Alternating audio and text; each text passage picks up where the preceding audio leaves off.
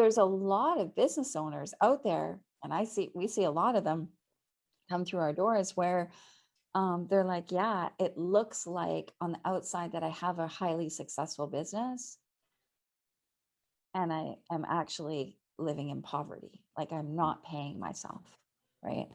Um, Now, often those people, they've got teams, so that everybody else is getting paid. They're not getting paid. That's entrepreneurial poverty to me. Hey, what's up, everybody? Welcome to Masters in Fitness Business Podcast, where you get to stand on the shoulders of giants. And today I have a giant coming to you from Vancouver, British Columbia. We have Michelle Cooper. She is the CEO of Alchemy Accounting and Book Company. They are a profit first company.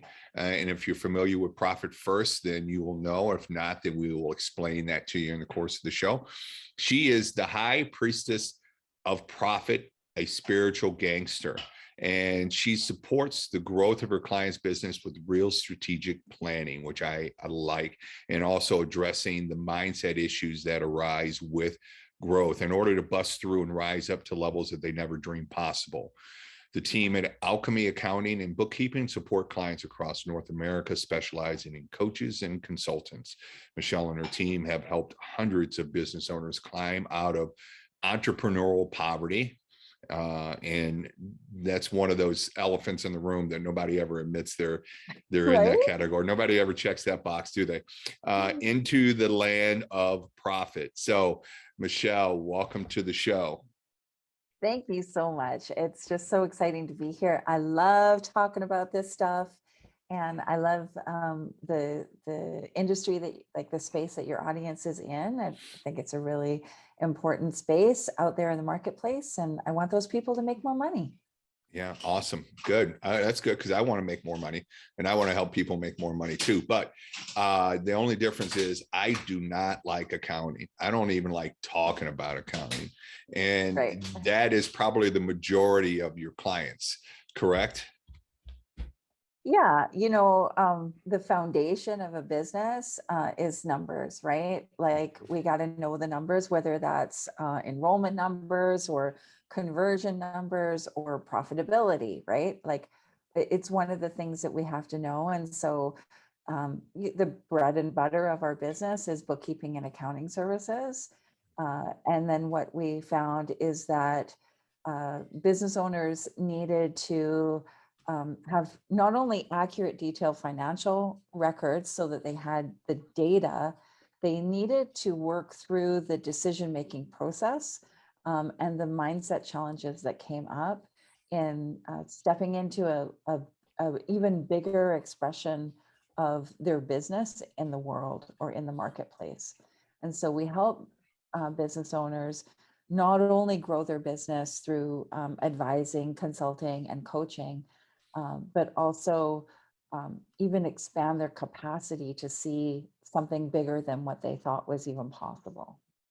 Yeah, that sounds exciting. Can you say more about the mindset shift that you help owners through that helps Yeah, take their business to the next level? yeah, for sure. A lot of people come to us and there's maybe a bit of chaos in the financial part of their business. They might have no records or messy records. They might even be in a position where they haven't filed taxes or something like that, and they've got to do some cleanup and catch up. Often they've been ignoring this part of their business, especially the business owner who's kind of like the 150K to $500,000 range of revenue. They've been so focused on revenue generation that they have not looked at the other parts of their business and the financial part. As long as the money keeps coming in, they kind of ignore that, right? And one of the things that I found, even for my own business, is that cash flow can hide some problems. It can hide a pricing problem. It can hide a profitability problem. When you've got consistent cash flow coming in the door, which a lot of fitness-based businesses do because they're on a membership model, so they've got that regular income. It it actually hides some problems. And so we look at that, but also a lot of times people have a what I call an outdated um, kind of thinking about money. So they'll look at kind of like the rich dad, poor dad version of looking at money. So, oh, well, you should cut back on your Starbucks and save the $5 a day. And that's going to, give you $150 more a month. What we look at is, for sure, we don't want any unnecessary expenses. So I call those money leaks. We don't want like duplicate expenses. So you've got maybe, you signed up for the same thing, like, and you forgot that you had it, and now you're paying for it twice, and because you're not looking at your numbers, you don't even know, right? Or a lot of times, especially in the marketplace right now, you signed up for something, you didn't realize there was a recurring monthly fee, and now you're in some kind of like subscription model for something. So those are money leaks, right? We don't want money leaks. We don't want leaking out of your business. And at the same time, I don't believe in sitting in restriction, like that restrictive energy of like, we'll cut out this to, gain a little bit of money. Whereas what I believe is that you can create whatever money you want to create in the world. It is there as an entrepreneur, you have an incredible gift to create money to as much as you want. So instead of looking at cutting back, which is a restricted energy around money, and it can make people feel like they've done something wrong, and so now they have to suffer.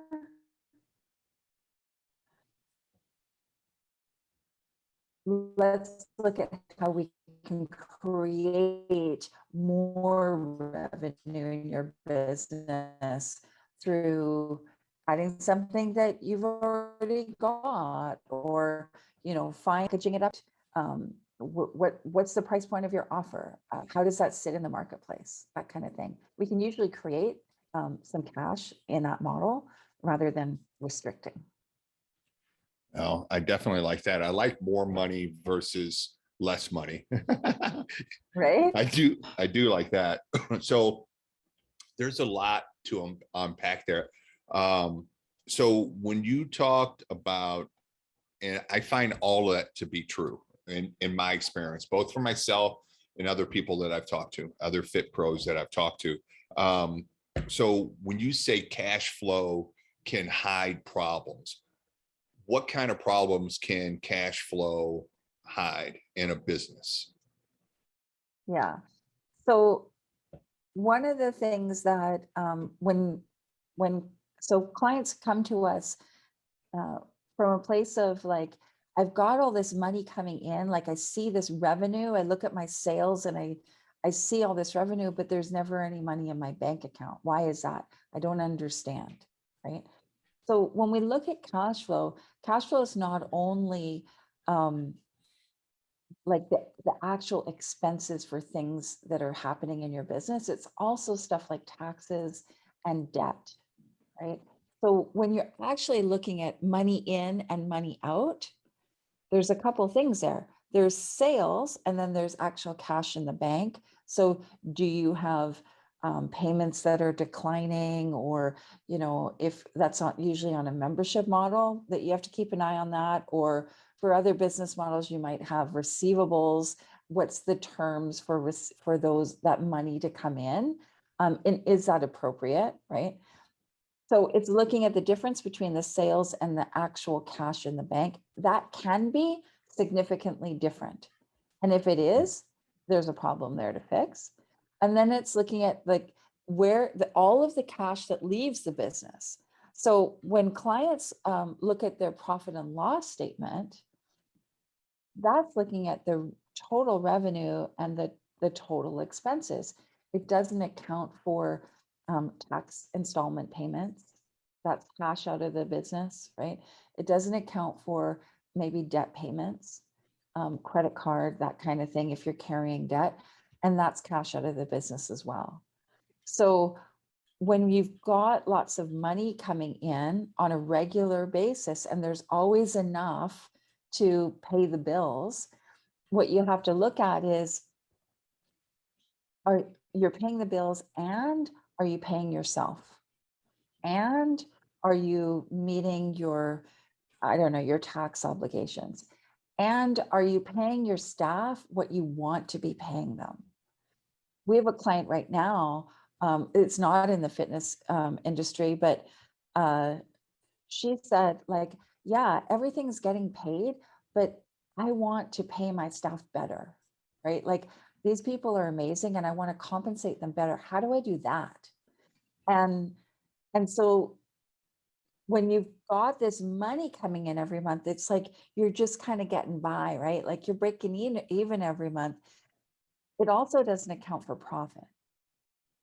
And profit is the most important thing. Like you mentioned Profit First, which is, amazing book by Mike Michalowicz.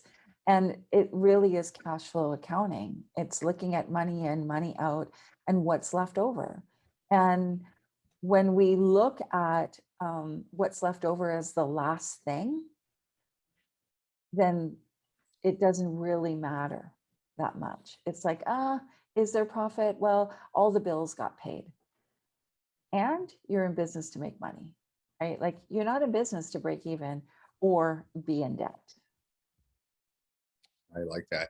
So along with that, you said changing the way that Fit Pros look or think about money.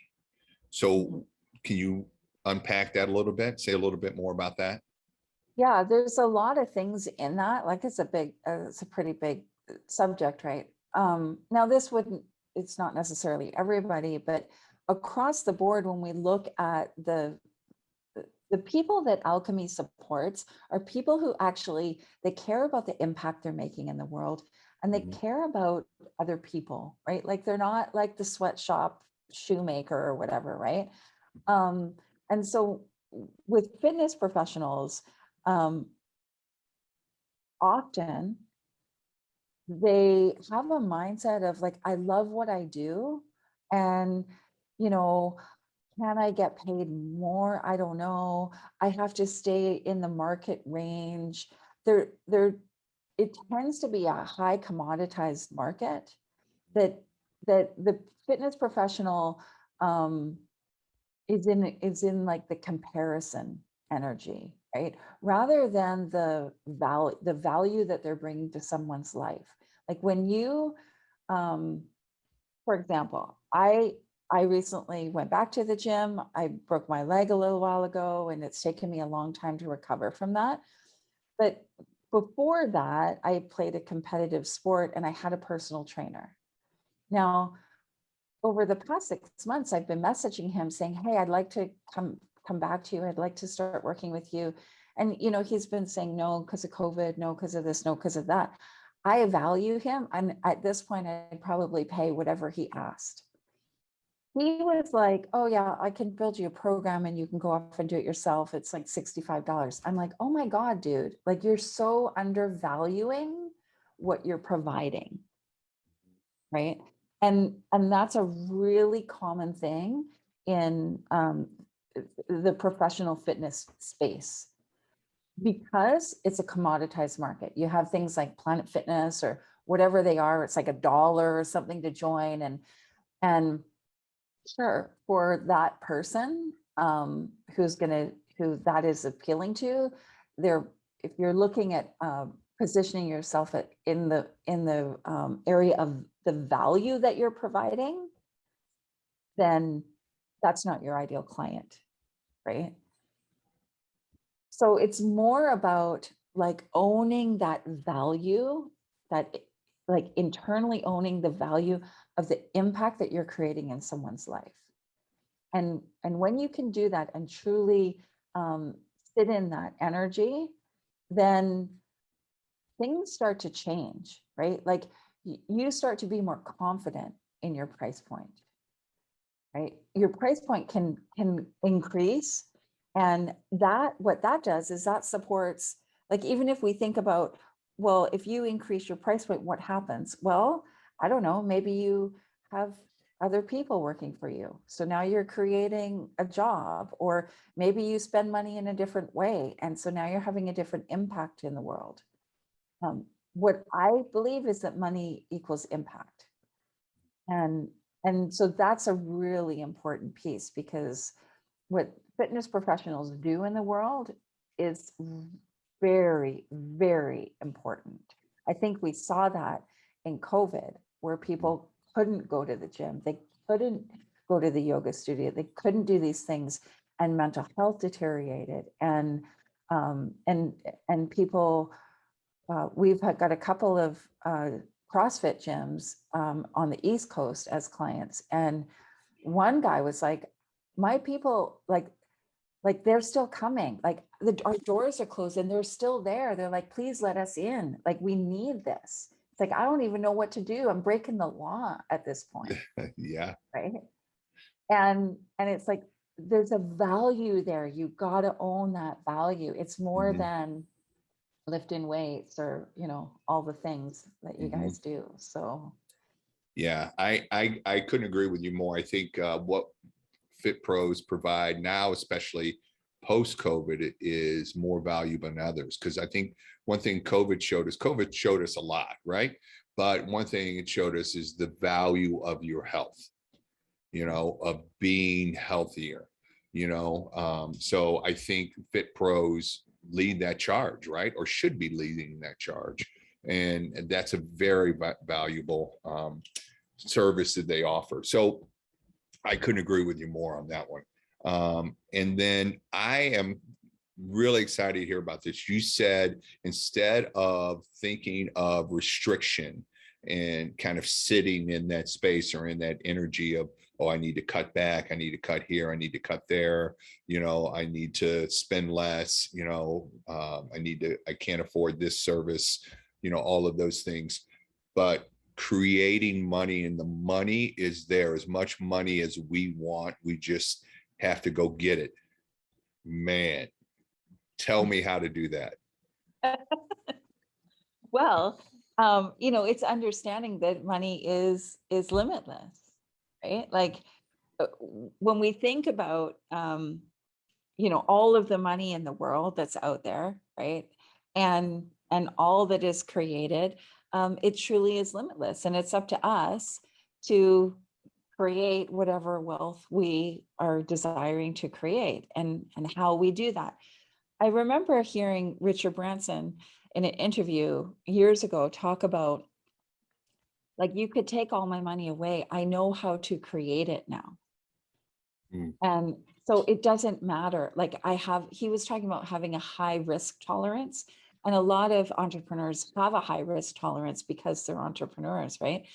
But he was talking about, like, I have a high risk tolerance, so I tend to take these risks, knowing that if this goes bust, I know how to create money. And so that's a different energy, right? Like, that's in that confidence, you show up differently. Right. And so Yeah. that's where, when clients come in and they're like, well, tell me what I should cut back on. And it's like, well, that even that statement shows like, cut back or restrict shows that, well, there's only so much, like, you in some way you think there's only so much money, and so I need to conserve what I have, or somehow micromanage and make it work, instead of, which would be a lack way of looking at money, instead of there is all this money out there, I just need to go and get it, right? Like, I just need to go and show up and get all the money that I want to get.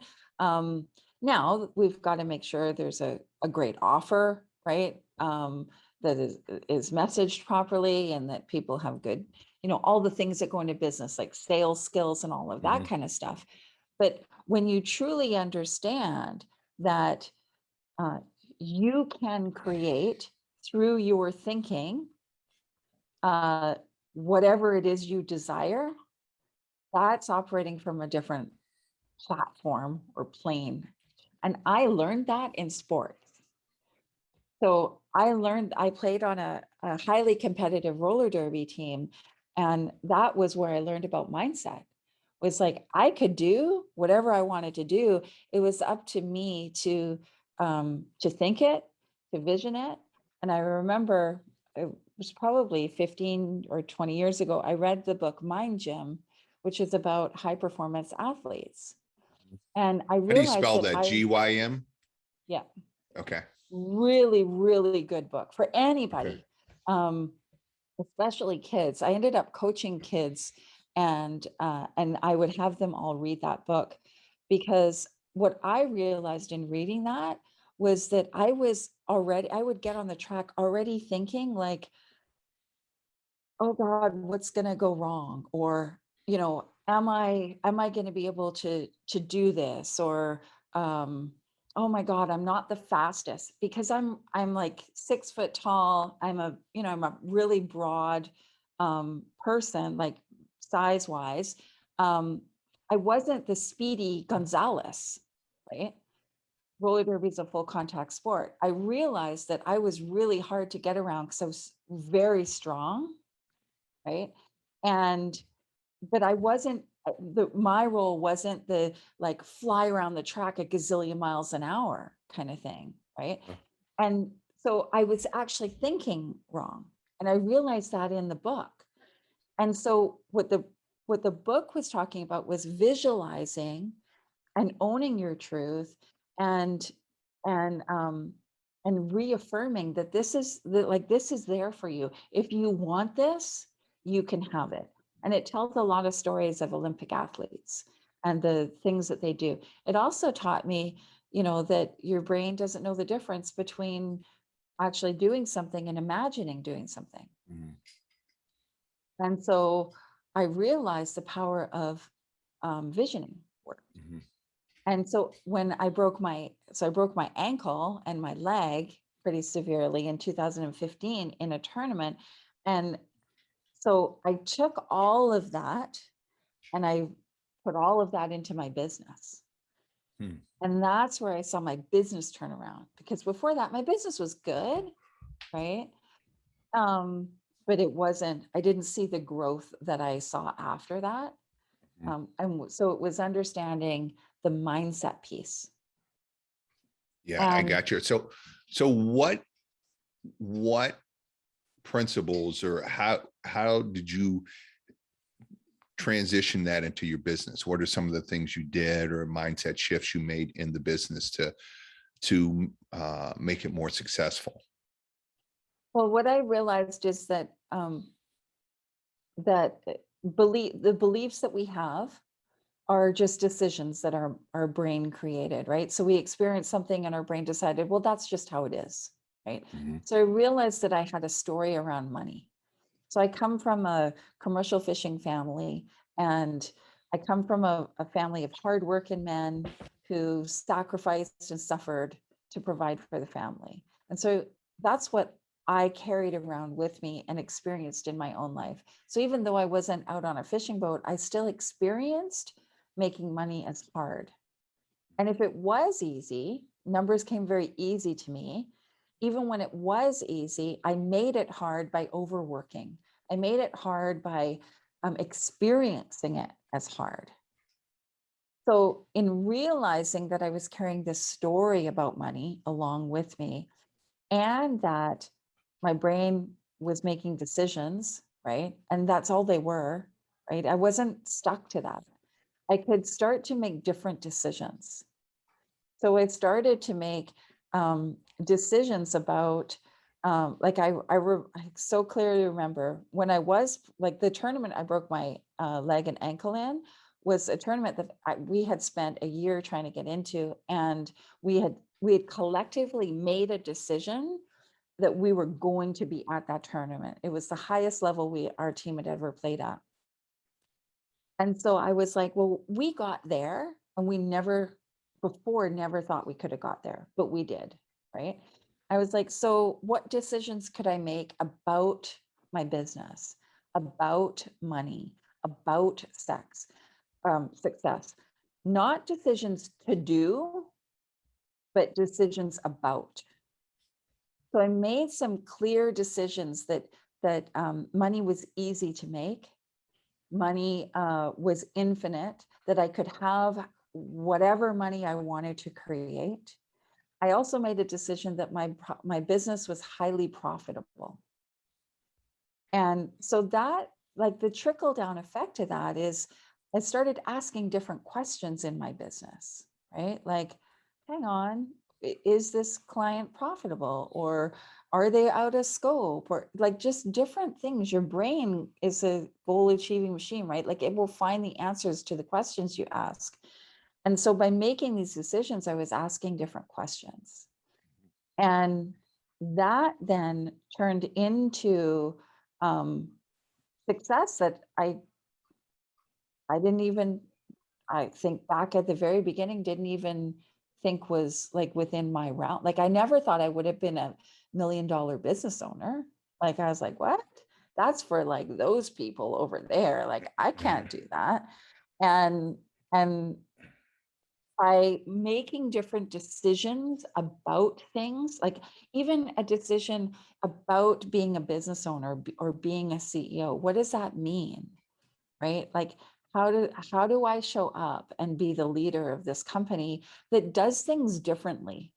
Right? Like we're not your average accounting and bookkeeping company, right? Like we don't do things necessarily the way other people do them, or maybe have the same beliefs, um, but it was important to me that that we're not the average, right? Like we support people who are very focused on making an impact in the world to people, right?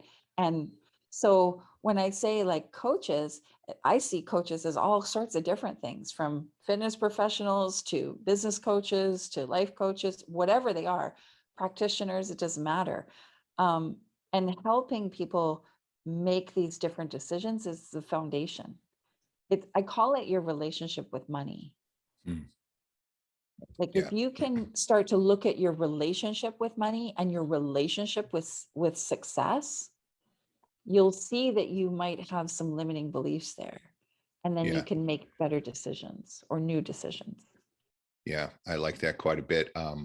It's what I have come to know as shadows. You have these Yeah. shadows that you can't see that kind of, but they're always behind you, and they're always reinforcing that story that you've told yourself about certain things, even if it's about yourself or about money or about work or about success, all of those things, and those shadows, unless you kind of identify them. And I call it sit down and have tea with them, right? When I have to sit down and have tea with my, some of my shadows, it sucks, right? It's hard and it's not Right? fun. But it's what I need to do in order to change my mindset, in order to change my life, right? Because like you said, then when you start looking at it different, then you start thinking about it different, then you start asking different questions. So I really, really like that quite a bit. I think that's really good. So the other thing I wanted to ask you about, and I really like that, and my girlfriend's big, and my girlfriend says that all the time. She says, there's as much money out there as you want. I'm like, Mhm. where? But she It's does it, all around you. but she just does it. She manifests money all the time. She does. And say what you want, but I've seen it, and it happens. But when you were talking about, what was the term that you used? Hold on. Entrepreneurial poverty.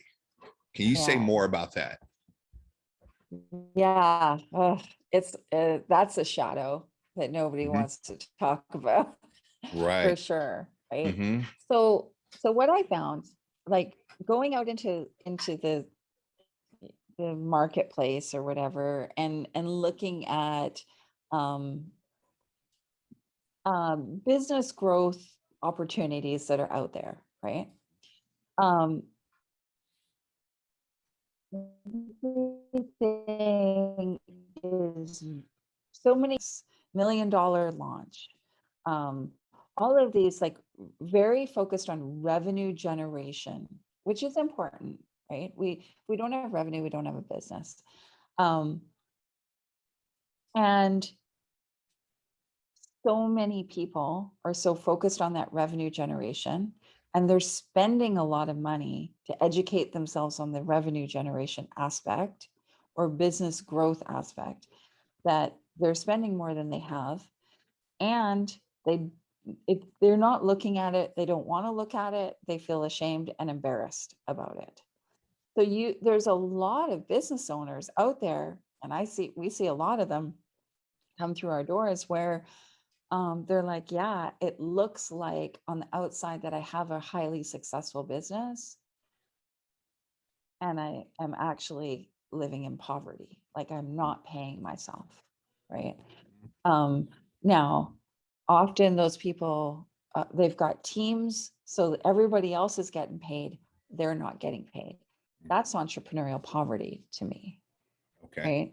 Um, you can have a lot of money flowing through your business. We had a client recently that came to us um, with a chain of yoga studios, $2 million business. And he takes home like $2,500 a month.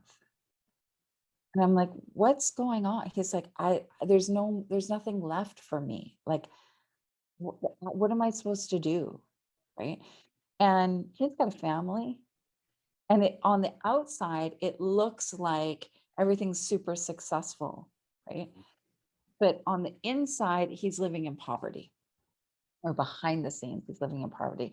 And the problem with that is that it's a mindset, right? It's a poverty mindset, and it's putting everything else ahead of your own needs, Mm. right? And so, yeah, you've got to look at your thinking. You've got to look at the numbers, right? He didn't have accurate numbers. He had a whole bunch of money leaking out of the business. He actually had a problem with an employee who was stealing. Mm. And all of that comes out, like it's just numbers, it's going to come out, right? And so we can fix those things, but it's the thinking that is really important. Are you in a poverty mindset where you come last? You are whatever, you get whatever left over. That's poverty. Because that's not why we're here. We're not here to get what's left over, right? We're here to thrive, Mhm. right? So it's changing, it's almost like changing the order of the numbers. So, and I know you've had this question a million times especially when you, because most people, when they look at the profit first model, they're like, well, how am I going to do that? Because my payroll's this much and my rent is this much and my utilities are this much, and my revenue is this much per month. So how do obviously, like you said, mindset is huge in the stories you tell yourself, your shadow, you always have to deal with that. I think that's I think that is kind of a rite of passage for business owners, right? They have to go through that and change the story, because I'm working on that, changing my internal dialogue, how I speak to myself, because I speak to me more than I speak to anybody else. Right. So, the way that I speak to myself has an impact on everything. Right. So I've been working really hard on changing that internal dialogue, but I think that's a rite of passage for any business owner, where they have to get introspective in order to kind of develop that awareness and take care of themselves and take care of the people around them, and take care of the business and the clients in the business, keeping their eye on that vision and the mission of the business. But I really do think that is a rite of passage. But yeah, this has been really good. So, but how do people like change that? Like say, okay, I'm gonna pay myself more. I'm gonna pay myself first, I'm gonna pay myself more, but what if there's nothing left over and I can't pay bills at the end of the month, or I can't pay Right. meet my payroll? Yeah. So first of all, we got to know like, okay, how much do you need out of the business? Right? Like, what are we talking here? What are you taking now versus what do you need? Right? So that you're not going in the hole every month. Right? Mhm. So if you need, let's just say for ease of math, $10,000 a month. Now, it's not like what you need. Like this is like you're comfortable. Everything is taken care of, right? Mhm. So not the bare bones, right? This is a comfort level. Um, and then we have to look at um, like what's called like an expense analysis. Like, do you have any money leaks? Is there anything where you're overpaying for something? Uh, is there anything that's unnecessary, right? You've got multiple subscriptions for something, or you're in a program that you've never used and you just keep going. Um, is there anything in the business that isn't business? So is it personal? And you're paying for it through the business because that's where the cash flow is. Because what we want to understand is what is the actual profitability. So there's a difference between the real actual profit of the business versus what could be considered the taxable profit of the business, right? Because a lot of business owners use their business to write off a portion of their lifestyle. Mm. So, for example, me, last year I got a new Jeep. It goes through my business. It's a business vehicle, right? Is it necessary? No, but I can do it, right? So why wouldn't I? But when I look at the actual profitability of my business, I remove that because it's not reflective. I want to see what the real profit is. How much does it cost to deliver the service that you're providing? So what are the fulfillment costs, right? What we call cost of goods sold. So when you have these numbers and they're very accurate, you can then look at, well, okay, so how does this all roll out? Like what's available to you as a business owner? Now, sometimes it means making hard decisions. And and and what I mean by hard decisions are usually people decisions. So are you overstaffed, right?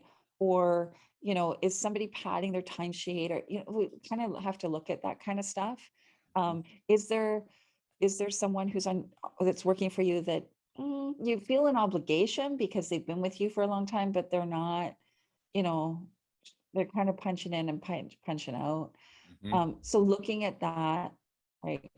And understanding that, if you do find those people and you need to let them go, that's obviously for your highest growth and theirs, right?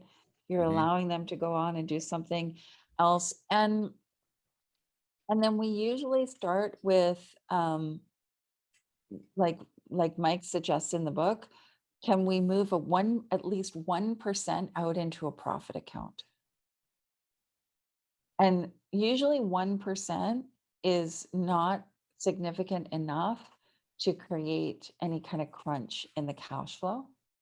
But what it does energetically, um, you start to see there's this other little account that your business is building over here.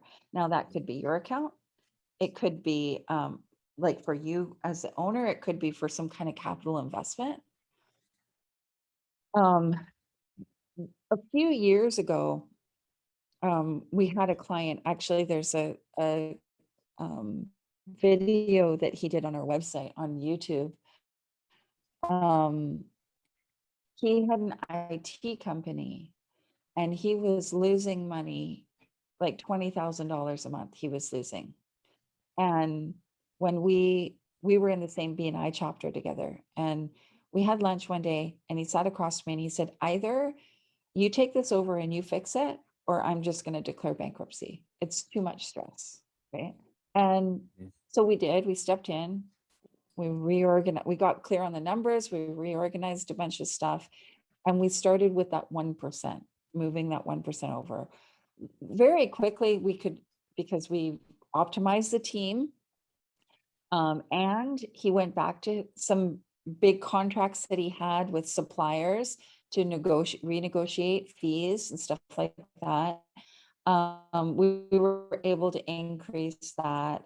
I think it jumped to 5% and then it moved up to 10. And his goal when he started was, I want to be able to take my wife on a trip to the Caribbean for her 25th wedding anniversary in 2 years. And he did that.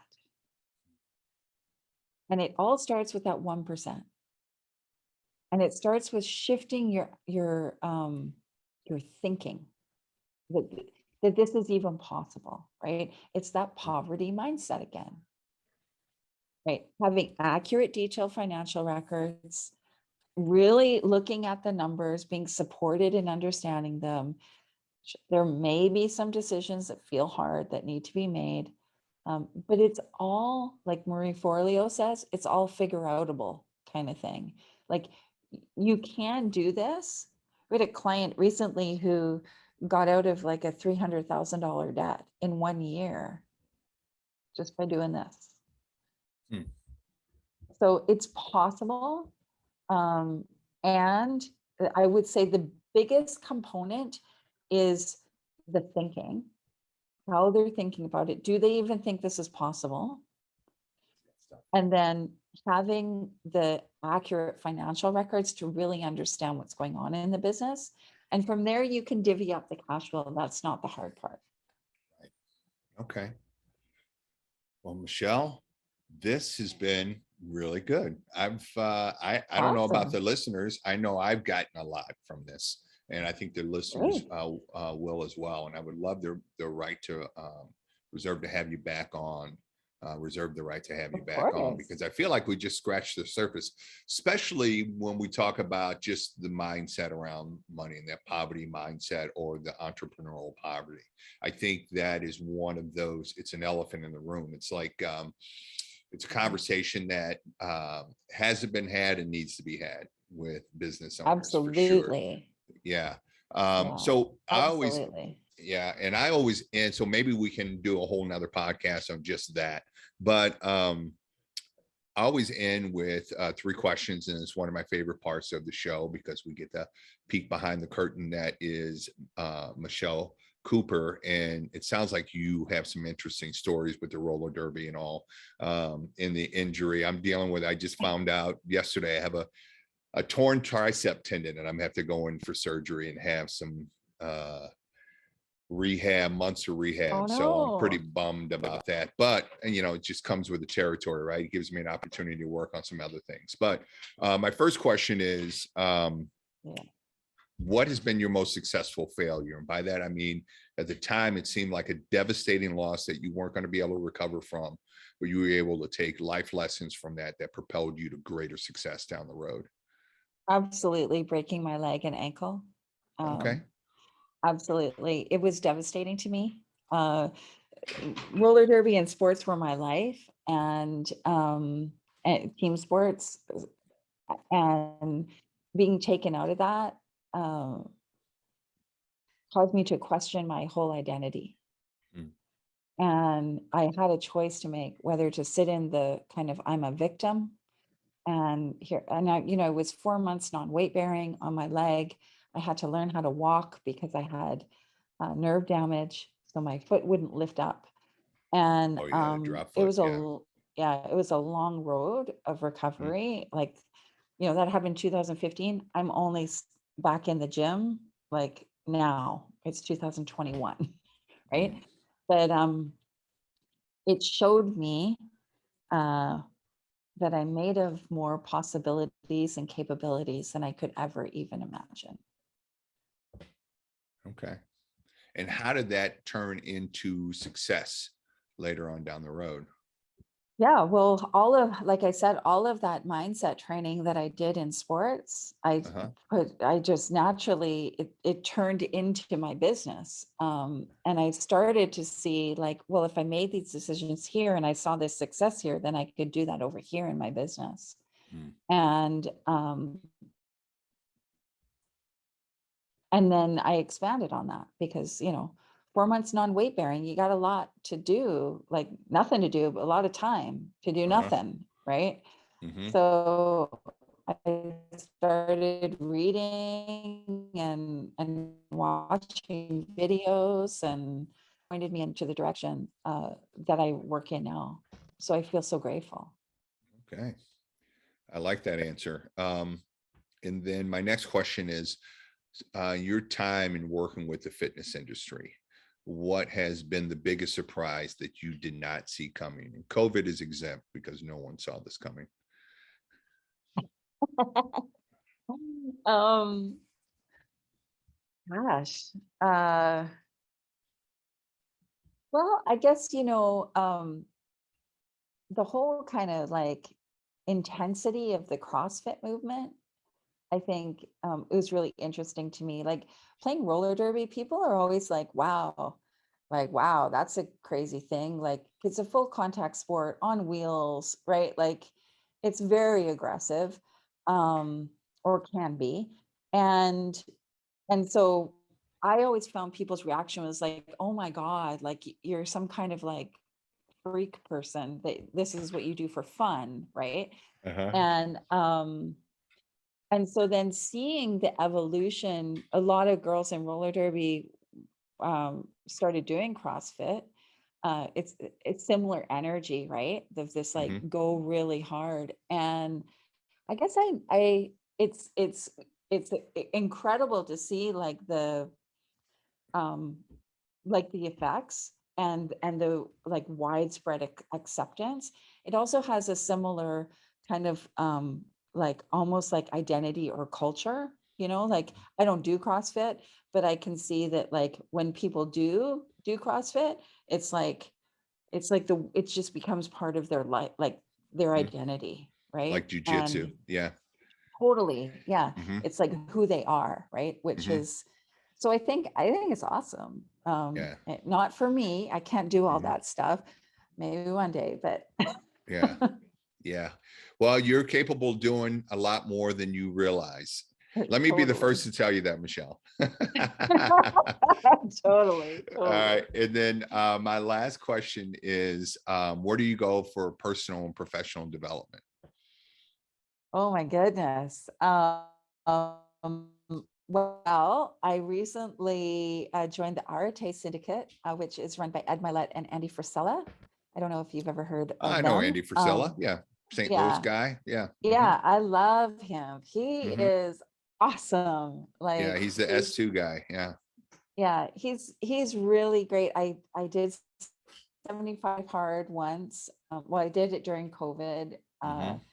and so got to have an understanding of him. I really love their energy in that kind of like get shit done. Let's do this. Like Hmm. this is about business. Let's get going. While also understanding like the mindset and the thinking and all of that piece. And then